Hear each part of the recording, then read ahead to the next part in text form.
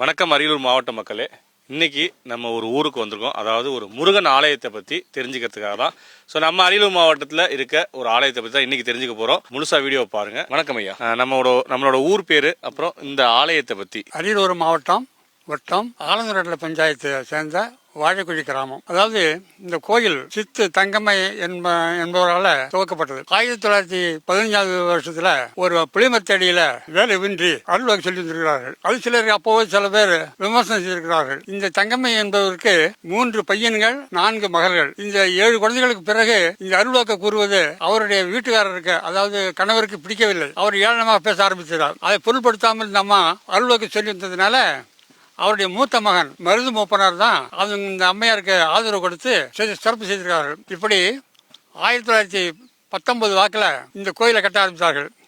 புளியமரத்து அடியில் இந்த வேலை ஊன்றி அருள் வாக்கு சொன்னதுனால கோயில் கட்ட முடிவு பண்ணும்பொழுது அந்த புளியமரத்தை அகற்ற வேண்டிய நிலைமை ஏற்பட்டது. அந்த புளியமரத்தை அகற்றுவதற்காக ரெவன்யூ இலாகாவில் அணுகின போது அந்த பார்வையிடுவதற்காக ரெவன்யூ இன்ஸ்பெக்டர் என்பவர் ஒருத்தர் வந்திருக்கிறார். அவர் பல வருஷங்களுக்கு பலன் தரக்கூடிய புளியமரத்தை வெட்ட சொல்கிறீங்களே, இது நல்லா இருக்கான்னு கேட்டிருக்காரு. இல்லை இன்னும் சொல்லி சொன்ன உடனே அவர் சோதிக்க ஆரம்பிச்சிருக்காரு இந்த ரெவன்யூ இன்ஸ்பெக்டர்.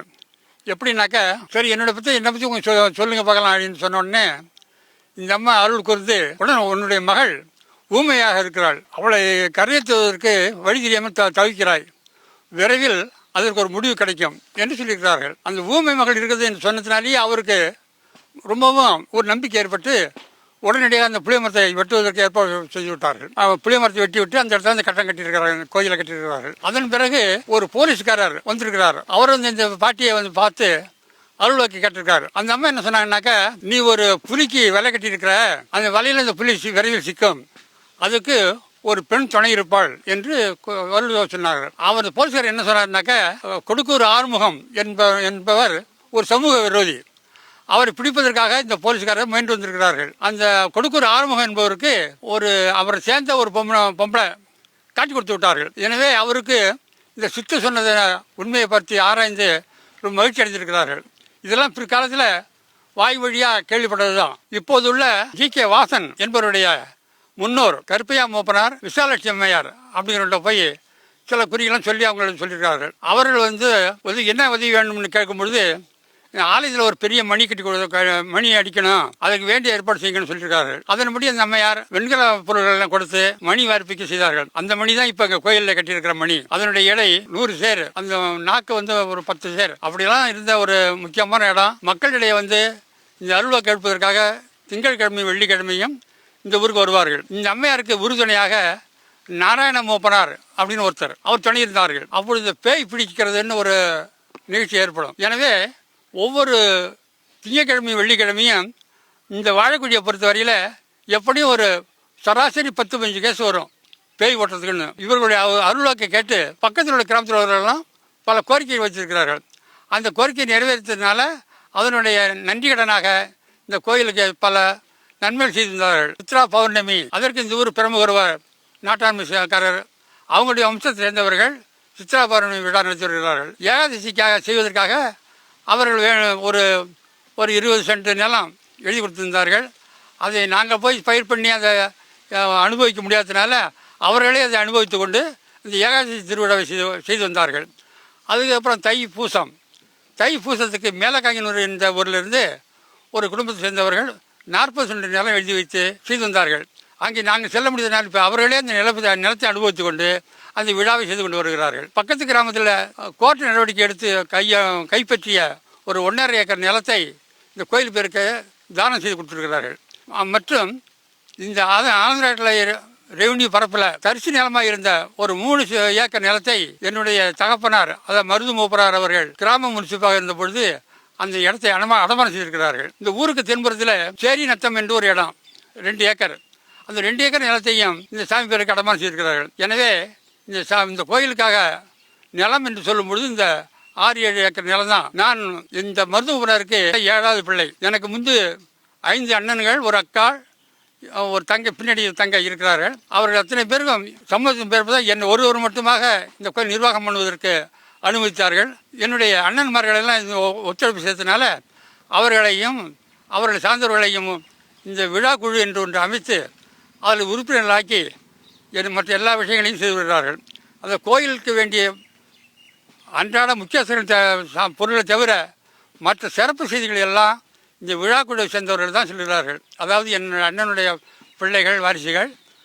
அதன் பிறகு எங்களுடைய வீட்டுக்கு வந்த மருமகன் ராஜேந்திரன் என்ற ஒருவரும் விஸ்வநாதன் என்ற ஒருவரும் சேர்ந்து விழா கமிட்டி அமைத்து இந்த நாளை நடைபெறுகின்ற உத்திர விழாவை போன்று இந்த விழாக்களெல்லாம் அவர்கள் செய்து வருகிறார்கள். அதன் பிறகு இப்போ இந்த கோயிலை புதுப்பிக்க வேண்டும் எனது மகன் கரிகாலன் என்பவர் சென்ற ஆண்டு முயற்சி செய்தார்கள். ஆனால் சில சந்தர்ப்பத்தினால் அதை முடியவில்லை. ஆனால் இந்த ஆண்டு அதை முடித்து விட வேண்டும் என்ற ஒரு பிடிவாதத்தில் இருக்கிறார்கள். இந்த முருகனுக்கு கட்டடத்தை கட்டி 1920ஆம் வருஷம் ஒரு கும்பாபிஷேகமும் அதைத் தொடர்ந்து சற்று புதுப்பித்து 1950ஆம் வருஷம் 2வது கும்பாபிஷேகமும் 1980ஆம் வருஷம் கும்பாபிஷேகம் செய்தோம். அந்த 80ல் கொண்டாடிய கும்பாபிஷேகத்திற்கு திருமுருக கிருபானந்த வாரியார் அவர்களை வரவேற்று வள்ளி திருமணம் என்ற கதாகலட்சம் செய்ய வைத்தோம். அதன் பிறகு 2010 ஒரு கும்பாபிஷேகம் செய்தோம். இதெல்லாம் பார்க்கும்பொழுது இந்த முருகனுக்கு சராசரி 30 ஆண்டுகளுக்கு ஒரு முறை தான் கும்பாபிஷேகம் நடைபெறுவதாக தெரிகிறது. இப்போ அதை மாற்றுவதற்காக முயற்சி பண்ணுறோம். முருகன் அவர்கள் எவ்வாறு இருக்கிறது என்று தெரியவில்லை. இந்த உத்திர விழாவை 1960 நான் பொறுப்பேற்ற பிறகு இந்த உத்திர விழா சிறப்பாக செய்து வருகிறோம். ஒரு 10-15 ஆண்டுகளுக்கு முன்பு வரைக்கும் கூட ஒரு நாள் விழாவாக இருந்தது. அதன் பிறகு எல்லோரும் சேர்ந்து இன்னும் சிறப்பாக செய்ய வேண்டும் என்று சொன்னதுனால 3 நாட்களுக்கு நாடகம் வைத்து கொண்டு இந்த உத்திர விழா செய்து வருகிறோம். இந்த உத்தரத்துக்கு சுமார் 50-60 காவடிகள், ஒரு 10 தேர் அலகுகள், பால் காவடிகள், இதெல்லாம் மாலையில் 5 மணி வாக்கில் புறப்பட்டு ஊரில் வள வரும். இரவு சாமி பிற்பாடு உண்டு, வான வேடிக்கைகள் உண்டு. விட இன்னும் சிறப்பாக செய்வதற்கு என்னுடைய மகன் கரிகாலன் என்பவர் தான் மீண்டும் முயற்சி பண்ணி வருகிறார்கள். அவருக்கு உறுதுணையாக பக்கத்து கிராம முக்கியஸ்தர்கள், மைன்ஸ் சம்பந்தப்பட்டவர்கள், கணேசன், ஜெயராமன், காமராஜ் இவர்களெல்லாம் உறுதுணையாக இருக்கிறார்கள். அவருடைய ஆதரவில் இந்த கோயிலை இன்னும் சிறப்பாக கட்டி பிரித்து இப்போ வர வர இந்த ரோடுகளை உயர்த்தி விட்டதுனால இப்போ கோயில் பள்ளத்தில் தெரிகிறது. அதை இன்னும் ஒரு 4 அடி உயர்த்தி இந்த கிராமத்து கோயிலை போல் உயர்த்தி கட்ட வேண்டும் என்ற ஒரு ஆசையில் இருக்கிறோம். அதற்கு மற்ற உறுதுணையாக எல்லா நண்பர்களும் ஒத்துழைப்பு தர தயாராக இருக்கிறார்கள். அதாவது ஒரு 100 வருஷத்தோட கதையை தெளிவாக பொறுமையாக அசராமல் சொல்லி முடிச்சிட்டாரு. இதை சொல்லி முடிக்கிறதுக்கே ஒரு ஆயுசு வேணும். இருந்தாலும் முழுசாக சொல்லி முடிச்சிட்டிங்க. இப்போது அதாவது முன்னாடி அருள் வாக்கு சொல்லிகிட்டு இருந்தாங்க. அதாவது இந்த மாதிரி அடுத்தடுத்த தலைமுறைகள் அருள் வாக்கு கொடுத்தாங்க. அதுக்கப்புறம் இவ்வளோ இதெல்லாம் நடந்ததுன்னு சொன்னீங்க.